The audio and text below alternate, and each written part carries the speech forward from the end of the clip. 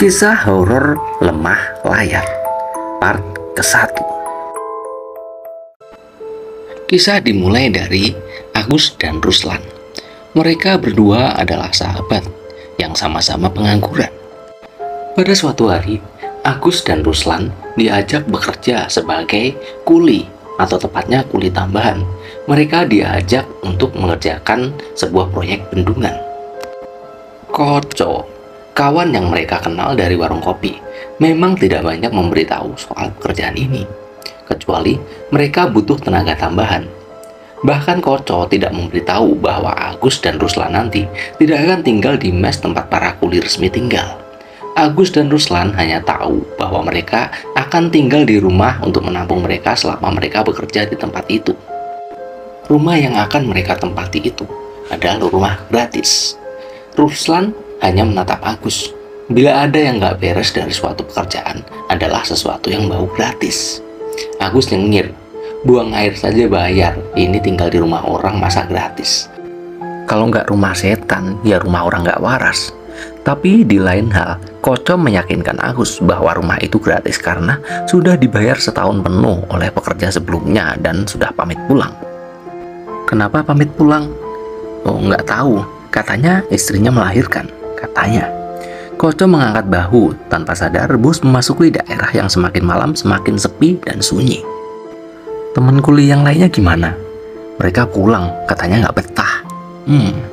Tutur Koco, kemudian ia berdiri. Oke, sudah sampai.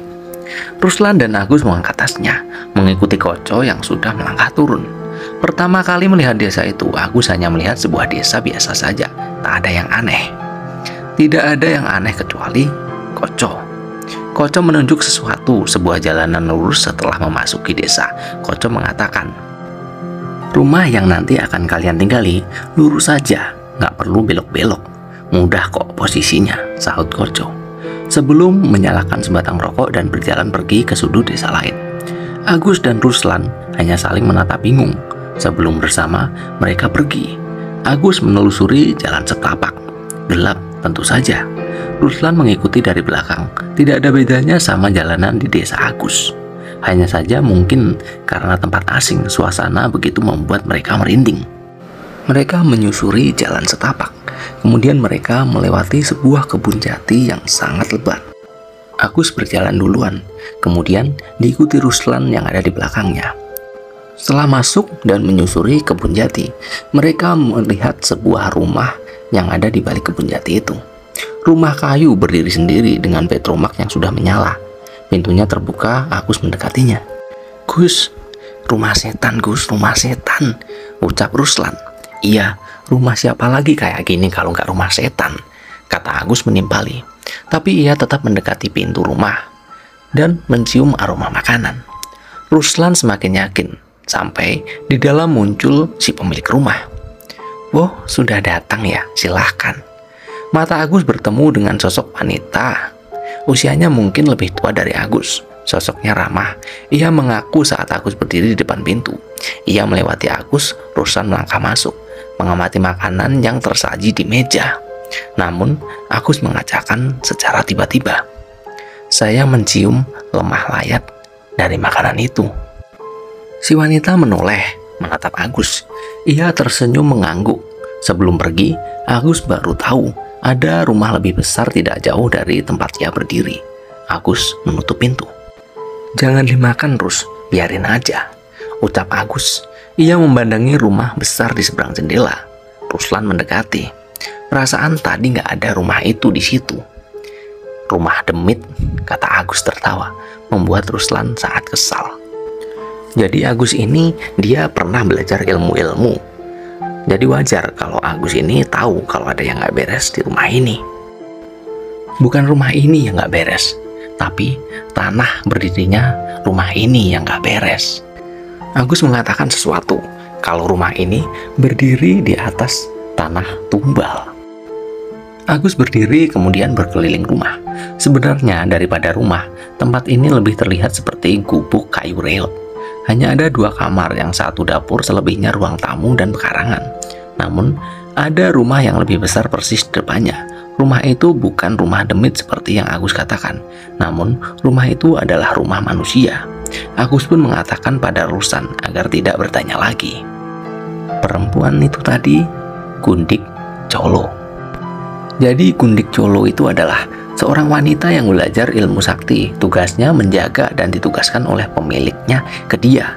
Mereka tidak bisa mati apabila tidak diizinkan oleh pemiliknya, bahkan apabila kepalanya dipotong sekalipun. Ruslan kaget dan dia langsung merinding. Dari aroma dan cara dia berjalan sudah kelihatan sekali kalau dia Gundik Cholo. Udah, nggak penting, kita harus hati-hati sama perempuan itu, batin Agus. Matanya melihat sudut dapur. Agus melihat sesosok pocong yang ada di dapur. Katanya masih ada 7 rus. Kayaknya nanti malam bakal keluar semua. Ruslan kaget lagi. Di sini hanya Agus yang bisa melihat karena Agus pernah belajar ilmu. Sementara Ruslan tidak. Mereka berdua pun tidur, namun si Ruslan tidak, karena dia sangat ingat kata-kata Agus tadi dan dia ngeri sampai tidak bisa tidur. Keesokan harinya, sampai di depan, Agus membuka kain yang ia gunakan untuk menutupi makanan semalam. Ketika kain dibuka, Ruslan melompat. Melihat makanan semalam dipenuhi belatung yang memakan makanan semalam. Bau busuk langsung menusuk hidung Agus dan Ruslan. Bosok, ucap Agus. Ayo sudah, kita kesiangan. Agus dan Ruslan melangkah keluar. Tepat di depan rumah tiba-tiba mereka berhadapan dengan perempuan itu. Ia menunduk mengucapkan monggo atau silahkan. Agus ikut menunduk kemudian melewatinya. Ruslan yang menyadari tadi memperhatikan, melihat gelagat mata perempuan itu yang mengikuti sosok Agus yang terlihat berjalan cepat. Di sudut bibirnya perempuan itu tersenyum, namun Agus tidak tahu hal itu. Mereka jalan melewati pohon jati dan menuruni jalan utama sebelum melihat Koco dan semua teman-temannya. Agus dan Ruslan bertegur sapa dengan para pekerja lainnya. Ruslan masih kepikiran ucapan Agus malam. Semua berputar-putar di kepalanya, mulai dari tanah layat, pocong sampai Gundik Cholo. Semua itu tidak asing baginya, kecuali masih ada perempuan seperti itu di zaman seperti ini. Sejujurnya ia takut sekali, namun Agus aneh. Hari mulai petang, Agus dan Ruslan kembali, manakala ia melewati jalan ke pohon jati. Kebetulan mereka berwawasan dengan seorang lelaki tua pencari rumput. Lelaki itu melihat Agus dan Ruslan bergantian. Kalian tinggal di rumah Lastri? Iya, kata Agus. Jadi wanita Gundik Cholo itu namanya adalah Lastri. Jangan sembrono ya, kata si lelaki tua itu pergi melewati Agus.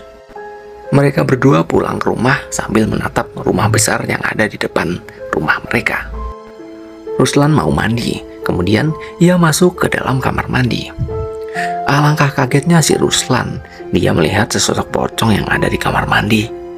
Dia melihat 2 sekaligus. Ia lari menghampiri si Agus, kemudian ia berbicara, pindah aja yuk Gus, aku nggak tenang di sini. Tenang aja, pocong itu nggak bakal ngapa-ngapain. Dia cuma ngeliat-ngeliatin kita, nggak bakalan ngapa-ngapain. Nah, masalahnya itu perempuan itu juga ngawasin kita. Pasti ada sesuatu, saut Agus. Kata orang, tanah tumbal kalau dijaga pocong, tanahnya ditanami kain kafan orang yang udah meninggal. Dan kain kafan yang orang udah meninggal itu harus Jumat Kliwon. Dan gak cuma 1-2 aja di sini, tapi ada 100. Tuh masih ada di luar, masih banyak yang ngeliatin kita. Aku malah penasaran apa yang dijagain sama tuh wanita di sini. Daripada kita penasaran, ayo langsung tanyain ke dia apa yang dia jaga. Agus berjalan, Ruslan kebingungan. Mereka sampai di depan pintu rumah perempuan itu. Agus mengetuk pintunya dan perempuan itu muncul melihat Agus dan Ruslan. Saya mau tanya, Anda ini jaga apa sebenarnya? Kata Agus. Ruslan hanya melongo melihat kawan baiknya itu sudah kehilangan otak. Perempuan itu tersenyum, mengangguk, lalu berujar lirih, monggo masuk. Mas Agus benar, bila kalian datang sembunyi-sembunyi, kalian bisa celaka.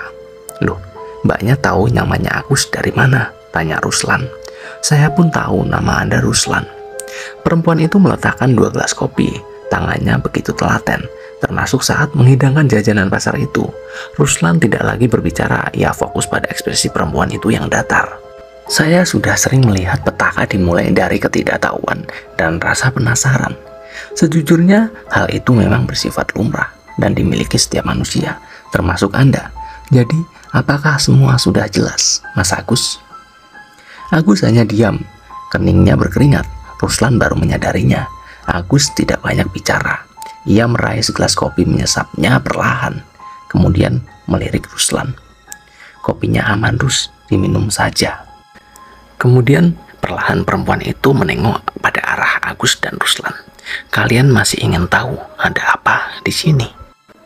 Terima kasih suguhannya. Saya pamit dulu, Mbak Lastri. Agus berdiri, kemudian perempuan itu mengangguk. Mereka berdua pulang manakala Mbak Lastri sudah membuka pintu. Agus dan Ruslan melangkah pergi. Tiba-tiba Ruslan tercekat kaget. Di luar rumah Mbak Lastri tiba-tiba berjejer pocong.